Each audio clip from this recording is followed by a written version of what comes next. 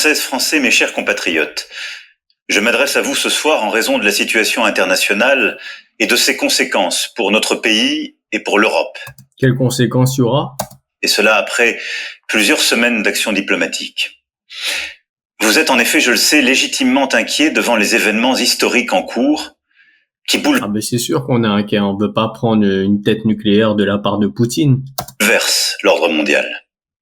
La guerre en Ukraine, qui a entraîné près d'1 million de morts et de blessés, continue avec la même intensité. Les États-Unis d'Amérique, notre allié, ont changé leur position sur cette guerre. Ils veulent faire la paix. Pourquoi on les suit pas dans cette lancée? Soutiennent moins l'Ukraine et laissent planer le doute sur la suite. Dans le même temps, les mêmes États-Unis d'Amérique entendent imposer des tarifs douaniers aux produits venant d'Europe. Enfin, le monde continue d'être sans cesse plus brutal et la menace terroriste ne faiblit pas. Au total, notre prospérité et notre sécurité sont devenues plus incertaines et il faut bien le dire, nous rentrons dans une nouvelle ère. La guerre en Ukraine dure maintenant depuis plus de 3 ans. Nous avons, dès le premier jour, décidé de soutenir l'Ukraine et de sanctionner la Russie. Et nous avons bien fait, car c'est non seulement le peuple ukrainien qui lutte avec courage pour sa liberté, mais c'est aussi notre sécurité qui est menacée.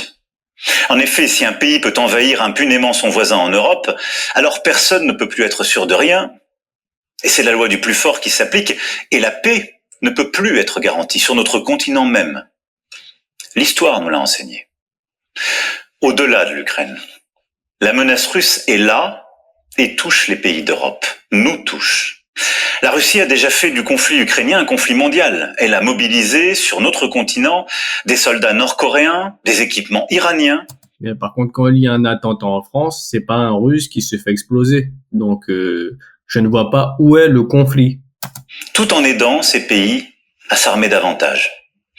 La Russie du président Poutine viole nos frontières pour assassiner des opposants, manipule les élections en Roumanie, en Moldavie. Elle organise des attaques numériques contre nos hôpitaux pour en bloquer le fonctionnement. La Russie tente de manipuler nos hôpitaux. Non, on réduit les effectifs plutôt dans les hôpitaux. C'est pas la Russie qui attaque les hôpitaux, c'est nous qui réduisons les effectifs. Avec des mensonges diffusés sur les réseaux sociaux. Et au fond, elle teste nos limites. Elle le fait dans les airs, en mer, dans l'espace et derrière nos écrans. Cette agressivité ne semble pas connaître de frontières. Et la Russie, dans le même temps, continue de se réarmer, dépensant plus de 40% de son budget à cette fin. D'ici 2030, elle prévoit d'encore accroître son armée, d'avoir 300 000 soldats supplémentaires, 3 000 chars, 300 avions de chasse de plus.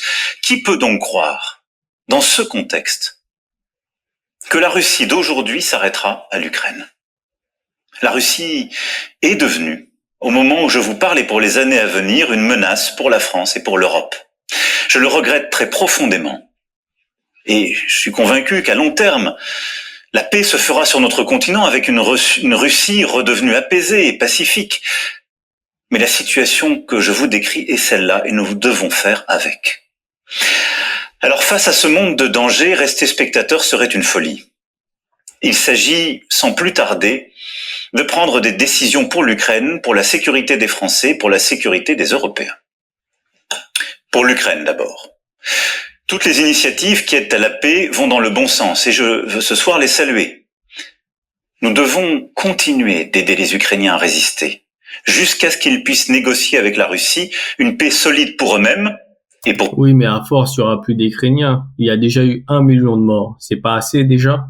Pour nous tous. C'est pour cela que le chemin qui mène à la paix ne peut pas passer par l'abandon de l'Ukraine. Bien au contraire. La paix ne peut pas être conclue à n'importe quel prix. Et sous le diktat russe, la paix ne peut pas être la capitulation de l'Ukraine. Elle ne peut pas être son effondrement. Elle ne peut pas davantage se traduire par un cessez-le-feu qui serait trop fragile. Et pourquoi? Parce que là aussi, nous avons l'expérience du passé.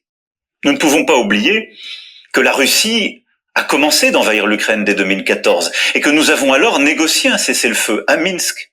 Et la même Russie n'a pas respecté ce cessez-le-feu.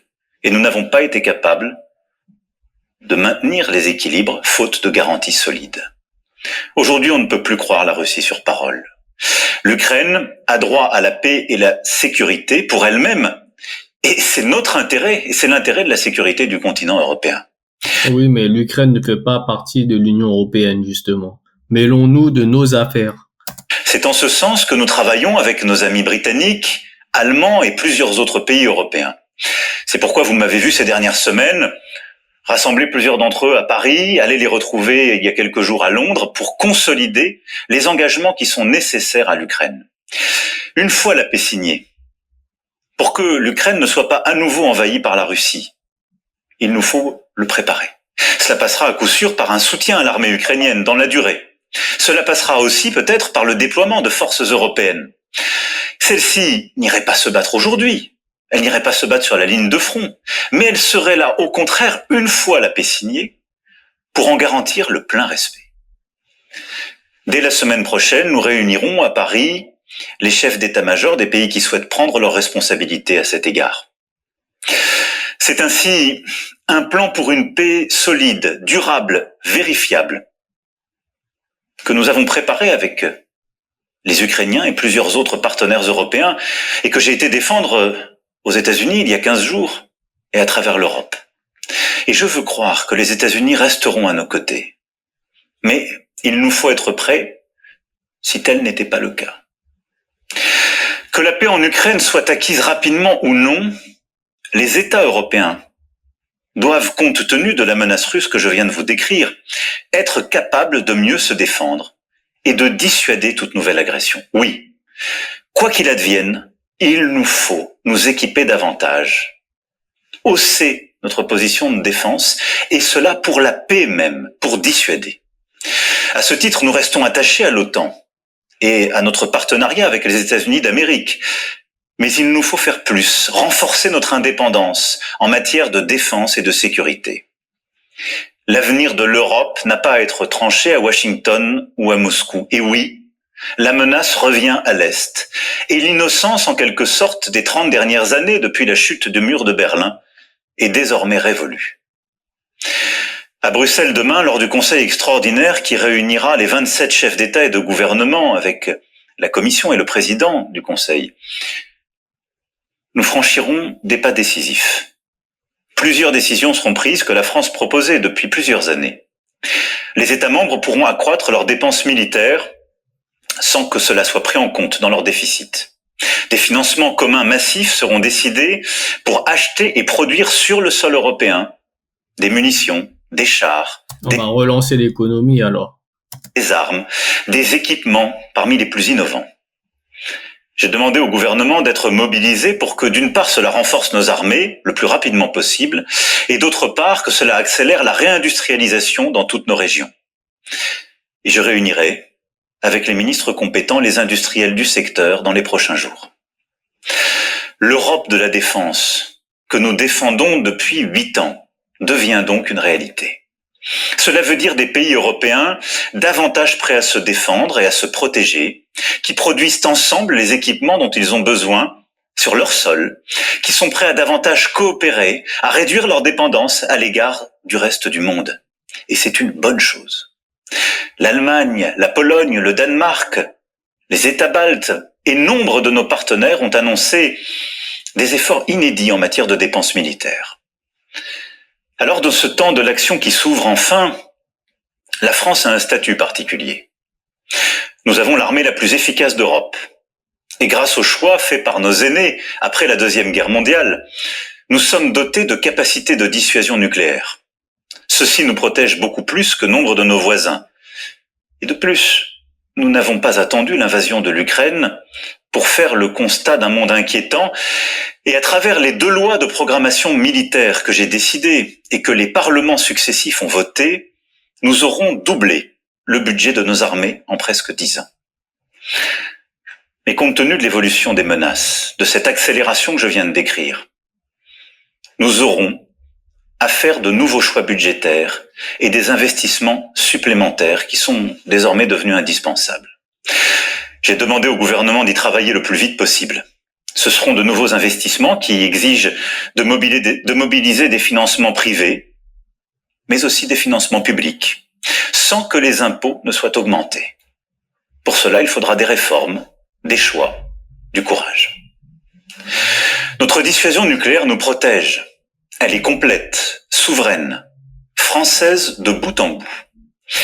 Elle a, depuis 1964, de manière explicite, toujours joué un rôle dans la préservation de la paix et de la sécurité en Europe.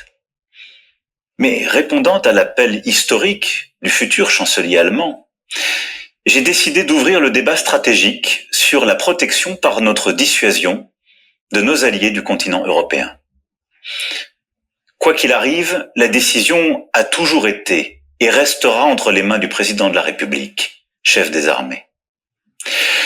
Maîtriser notre destin, devenir plus indépendant, nous devons y œuvrer au plan militaire, mais aussi au plan économique. Oui, l'indépendance économique, technologique, industrielle et financière sont des nécessités. Nous devons aussi nous préparer à ce que les États-Unis décident de tarifs douaniers sur les marchandises européennes, comme ils viennent de le confirmer à l'encontre du Canada et du Mexique. Cette décision incompréhensible, tant pour l'économie américaine que pour la nôtre, aura des conséquences sur certaines de nos filières. Elle accroît la difficulté du moment, mais elle ne restera pas sans réponse de notre part. Alors, tout en préparant la riposte, avec nos collègues européens, nous continuerons, comme je l'ai fait voilà 15 jours, à tout tenter pour convaincre que cette décision nous ferait du mal à tous. Et j'espère, oui, convaincre et en dissuader le président des États-Unis d'Amérique. Au total, le moment exige des décisions sans précédent depuis bien des décennies. Sur notre agriculture, notre recherche, notre industrie, sur toutes nos politiques publiques, nous ne pouvons pas avoir les mêmes débats que naguère. C'est pourquoi j'ai demandé au Premier ministre et à son gouvernement, et j'invite toutes les forces politiques, économiques et syndicales du pays à leur côté, à faire des propositions à l'aune de ce nouveau contexte. Les solutions de demain ne pourront être les habitudes d'hier. Mes chers compatriotes, c'est fini l'insouciance, là. Face à ces défis et ces changements irréversibles, il ne faut céder à aucun excès. Ni l'excès des va-t-en-guerre, ni l'excès des défaitistes. La France ne suivra qu'un cap, celui de la volonté pour la paix et la liberté. Mais justement, Donald Trump et Poutine veulent la paix. C'est l'Europe qui veut la guerre, donc il faut savoir, quoi. Fidèle en cela à son histoire et à ses principes. Oui, c'est ce en quoi nous croyons pour notre sécurité, mais c'est ce en quoi nous croyons aussi pour défendre la démocratie, une certaine idée de la vérité, une certaine idée d'une recherche libre, du respect dans nos sociétés, une certaine idée de la liberté d'expression qui n'est pas le retour des discours de haine, au fond une certaine idée de l'humanisme. C'est cela ce que nous portons et qui se joue. Notre Europe possède la force économique, la puissance et les talents pour être à la hauteur de cette époque. Et que nous nous comparions aux États-Unis d'Amérique et a fortiori à la Russie, nous en avons les moyens. Nous devons donc agir en étant unis, en Européens, et déterminés à nous protéger. C'est pourquoi la patrie a besoin de vous, de votre engagement. Les décisions politiques, les équipements militaires, les budgets sont une chose, mais ils ne remplaceront jamais la force d'âme d'une nation. Notre génération ne touchera plus les dividendes de la paix. Il ne tient qu'à nous, que nos enfants récoltent demain les dividendes de nos engagements. Alors nous ferons face, ensemble. Vive la République, vive la France.